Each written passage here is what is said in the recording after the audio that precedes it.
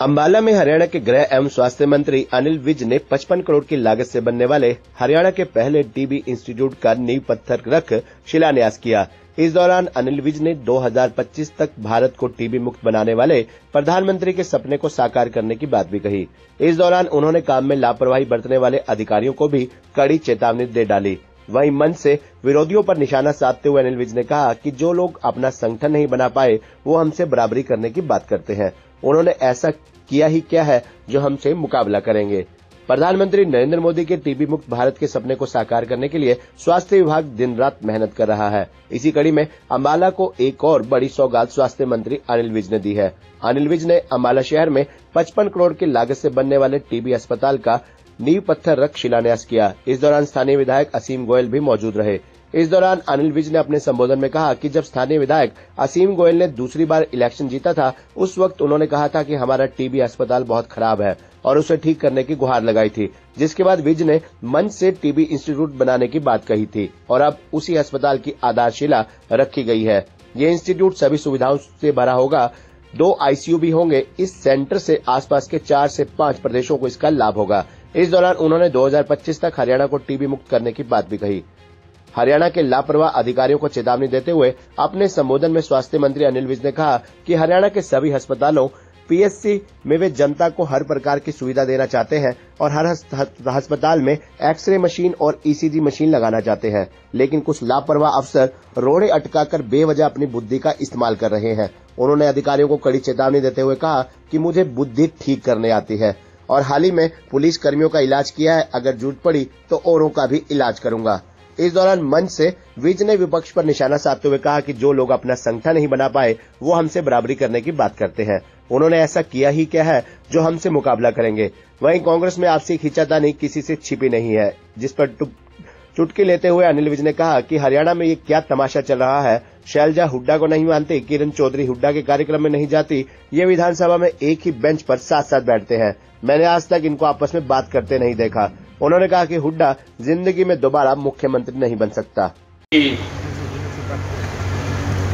बहुत ही सक्षम, सूझबूझ, क्योंकि वो खुद डॉक्टर हैं, उनके पास संकल्प है कि स्वास्थ्य विभाग को कैसे आगे बढ़ाना। ऐसी एडिशनल चीफ सेक्रेटरी जी अनुपमा जी, स्वास्थ्य विभाग के दोनों डीजी हेल्थ, मेरे बहुत ही अजीज साथी छोटे भाई, आपके कर्मठ जुझारू विधायक असीम गोयल जी, मंच पर उपस्थित अन्य पार्टी के महानुभाव, अधिकारियों, उपस्थित देवियों और सज्जनों, मुझे अच्छी तरह से याद है जब असीम गोयल जी ने दूसरा चुनाव जीता था, इन्होंने कार्यकर्ताओं का धन्यवाद कार्यक्रम रखा था और उसमें मुझे मुख्य रूप से बुलाया गया था। वैसे दूसरे चुनाव का प्रचार का कार्यक्रम भी इन्होंने मुझको कहा था कि मैं आकर उसकी शुरुआत करूं, और मुझे याद है कि मंच से असीम गोयल जी ने कहा था कि टीबी अस्पताल हमारा बहुत खराब है, मैं चाहूंगा कि आप टीबी अस्पताल को ठीक करा दें। मैंने मंच से ही घोषणा की थी कि मैं टीबी अस्पताल नहीं, टीबी इंस्टीट्यूट बनाकर दूंगा, और उसकी आज हमने मिलकर सबने आधारशिला रखी है। ये स्टेट ऑफ आर्ट सब सुविधाओं से संपन्न सभी लेबोरेटरीज एक ही छत के नीचे, 2 ICU, एक टीबी के लिए, एक गैर टीबी के लिए, ये यहाँ पर बनाए जाएंगे। और ये आसपास के 4-5 प्रदेशों को इस सेंटर से लाभ होगा। आदरणीय प्रधानमंत्री जी ने 2025 तक हरियाणा से, देश से टीबी को खत्म करने का ऐलान किया है। मैं प्रधानमंत्री जी से कहना चाहता हूं कि हरियाणा में, हरियाणा सरकार, हरियाणा के डॉक्टर, हरियाणा के सारे स्वास्थ्य कर्मचारी अपनी जान की बाजी लगा देंगे, आपके इस वाक्य को पूरा करेंगे। 2025 तक हरियाणा में एक भी टीबी का मरीज नहीं रहेगा। अभी आज काफी है, 63,000 बताए जा रहे हैं, लेकिन जैसी हम व्यवस्थाएं बना रहे हैं, जिस प्रकार से उनको सामाजिक स्थान देने के लिए भी, जैसे अच्छा मित्र बनाने की बात की है, मुझे याद है मैं आपके शहर में ही रोटरी क्लब के फंक्शन को प्रेजेंट करने आया था। मैंने वहां पर अक्षय मित्र बनने की बात की थी और लगभग 700 लोगों का राशन आपकी रोटरी क्लब द्वारा, इसमें जिले के लोग भी हो सकते हैं, बाला शहर के भी हो सकते हैं, वो लगातार दे रहे हैं। और आज असीम गोयल जी ने भी 50 अक्षय मित्र अडॉप्ट करने की बात की है। मैं इसके लिए उनका बहुत आभार प्रकट करना चाहता हूं। और मैं चाहता हूं, मैं जानता हूं कि अम्बाला शहर में दानवीरों की कमी नहीं है। आप और भी बहुत काम करते हो, कई संस्थाओं को आप चलाते हो, स्वयं के इनिशिएटिव से जितने जो अक्षय मित्र अडॉप्ट कर सकता है वो अस्पताल में जाए और अपना नाम और एड्रेस लिखा के आए। ये ऑनलाइन है, इसका सारा डाटा हमने ऑनलाइन रखा हुआ है। और आप अधिक से अधिक, ना केवल अम्बाला के जो है, क्योंकि जब स्टेट का सेंटर तो अम्बाला शहर में बन रहा है, तो आप तो दूसरे जिलों वालों को भी इसका लाभ हो, इतना बढ़ चढ़कर आप दान दें। स्वास्थ्य विभाग में हम लगातार काम कर रहे हैं। आपके अम्बाला शहर में भी आपके विधायक ने कहा मेरे गांव का अस्पताल बना दो, मैंने उसका अस्पताल बना दिया। आपने कहा कि यहां पर 100 बेड का और अस्पताल बना दो, मैंने उसका अस्पताल बना दिया। एक गांव का चोड़मस्तपुर का CSC थी, वो भी इन्होंने कहा, मैंने वो भी बना दी। हम केवल अम्बाला कैंट और अम्बाला शहर में काम नहीं कर रहे हैं, हम सारे हरियाणा में काम कर रहे हैं। अभी हमने यमुनानगर के अस्पताल का उद्घाटन करा, शाहबाद का मैंने अस्पताल बना के दिया, कुरुक्षेत्र का अस्पताल बन रहा है, पानीपत का अस्पताल बन रहा है, बहादुरगढ़ का अस्पताल का मैं उद्घाटन करके आया, गुड़गांव में 700 बेड का अस्पताल बना रहे हैं, मल्टी स्पेशल अस्पताल बना रहे हैं। लगभग 162 PSCs जो टूटी फूटी हैं, उनको तोड़कर नया बनाने के मैंने आदेश जारी कर रखे हैं कि उनको तोड़कर उनको नया बनाया जाए। वो जमाना बीत गया जब टूटी हुई बिल्डिंग में छत चोती हुई, एक लड़खड़ा आता था, पंखा लगा हुआ है, डॉक्टर बैठा हुआ है, 300 मरीजों की लाइन लगी हुई है, और फिर हम डॉक्टर से उम्मीद करें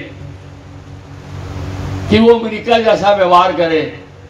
तो अगर अमेरिका जैसा व्यवहार करना है तो हिंदुस्तान को भी अमेरिका बनाना पड़ेगा। आज उनको भी एनवायरनमेंट देना पड़ेगा, अच्छी बिल्डिंग हो, पंखे लगे हों, एसी लगे हों। अंबाला छावनी में हमने बना के दिया, कैंसर अस्पताल बना के दिया, सारे उत्तरी भारत के मरीजों को वो ले रहा है। और मेरे पास रोज डॉक्टर्स की फरमाइश आ रही है कि सर अस्पताल तो फुल हो गया, एक और बनाना पड़ेगा। मैंने कहा चिंता ना करो, मनोहर लाल जी के खजाने में पैसे ही पैसा है, जितने कहोगे बना के दे देंगे। हमें जगह की दिक्कत है, हमने आर्मी से 14 एकड़ जमीन मांगी है। हम कैंसर अस्पताल का भी विस्तार करेंगे और वहां पर स्पाइन इंजरी सेंटर भी हमारा मंजूर है, वो भी बनाएंगे और आईसीयू भी वहां पर हम बनाएंगे। 1 घंटे में अगर उसको प्रॉपर मेडिसिन मिल जाए तो उसको बचाया जा सकता है। मैं उस गोल्डन आवर को बचाना चाहता हूं। लगभग 60,000 लोगों की हार्ट से मृत्यु होती है साल में, मैं उनमें उनको बचाना चाहता हूं। मेरे कुछ अधिकारी उसमें रोड़े अटका रहे हैं, 4-4 महीने से फाइल नहीं निकाल रहे, अपनी बुद्धि का बेवजह इस्तेमाल कर रहे हैं कि क्या जरूरत है इसकी, अपना ज्ञान बांट रहे हैं। ज्ञान को मुझे सबका निकालना आता है, आप जानते हो मैं निकालता भी रहता हूं।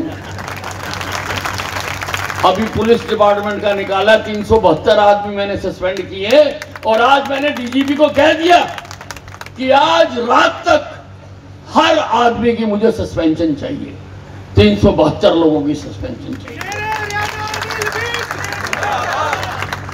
मुझे काम करना और कराना आता है। ऐसे लंगड़ी मार अधिकारियों को मैंने खूब देखा है, खूब निपटा है, तो जानबूझकर अपने किसी स्वार्थों के कारण फाइलों को रोकते हैं। तो वो हमने करके भेज दिया, जल्दी उसके टेंडर होंगे। हर पीएचसी में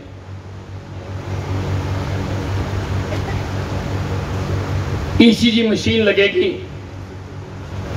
अब हर पीएचसी में मैं हार्ट स्पेशलिस्ट नहीं दे सकता, लेकिन हमने कॉन्ट्रैक्ट की शर्तों में डाला है कि 10 मिनट के अंदर वो रिपोर्ट चेक करके भेजेंगे और अगर उसको प्रॉब्लम है तो 7 दवाई लिख के भेजेंगे, ताकि जो भी अटेंडेंट उस पीएचसी में है उसको वो दवाई दे दे और उसका 1 घंटा बचाया जा सके और उसको रिकमेंड किया जा सके कि कोई अस्पताल में चला जाए, लोगों की जिंदगी बचाई जा सके। कुछ ज्ञानी लोग जिंदगियों से खेलना चाहते हैं, लेकिन मैं बचाना चाहता हूं। इसी प्रकार से मैंने आदेश दिए हैं कि अगर हमको टीबी खत्म करनी है तो बिना एक्सरे कराए तो टीबी खत्म नहीं हो सकती। तुम्हारे कभी सपने में भी आई ये बातें जो हमने वास्तविकता में धरती पर उतार दी? बयानबाजी करते हमारे से मुकाबला करने का। अरे हमारे से तुम क्या मुकाबला करोगे? 10 सालों में तुम अपना संगठन तक तो बना नहीं सके। हमने तो पन्ना प्रमुख तक बना दिए, पन्ना प्रमुख तक बना दिए भारतीय जनता पार्टी ने, क्योंकि तुम प्रजातांत्रिक पार्टी नहीं हो, तुम तानाशाही पार्टी हो, तुम संगठन के आधार पर नहीं चलते हो। भारतीय जनता पार्टी एक प्रजातांत्रिक पार्टी है, इसलिए हर स्तर पर अपना संगठन निर्माण करती है, उनसे बात करती है, उनसे राय लेती है, उसके मुताबिक फैसले करती है। तुम्हारा तो ऊपर से आर्डर चलता है, तानाशाही पूर्ण तुम्हारा है। और हरियाणा में क्या तमाशा हो रहा है? शैलजा हुड्डे को नहीं मानती, किरण चौधरी हुड्डे के कार्यक्रम में नहीं जाती। ये विधानसभा में एक ही बेंच पर साथ साथ बैठते हैं। मैंने आज तक इनको आपस में बात करते नहीं देखा।